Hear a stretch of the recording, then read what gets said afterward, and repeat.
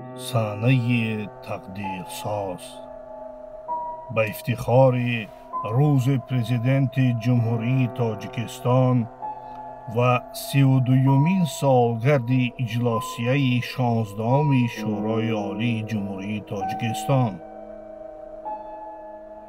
مجلس روشن نمودی راه ما را جاویدان، ابتدای روز نو راه منور در میزان.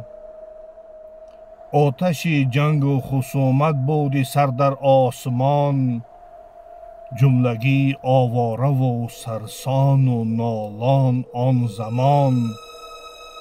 گر یکی می گفت حرف حق نه از روی و ریا، دیگر غرقی دسایس بود ابلیس را نشان.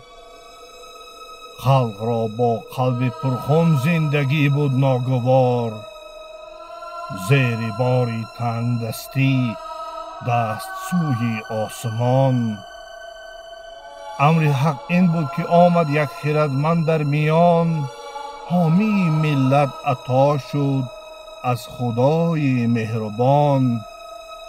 یک جوان مردی که بود سال 40 شد راهبر، سینه بنمود سپر در رو بروی 100 سنان.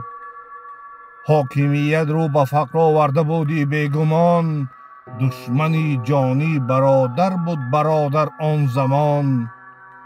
با جسارت خویش را فرزند ملت خوانده بود، نقطه ها می گفت پیش مردم از سود و زیان.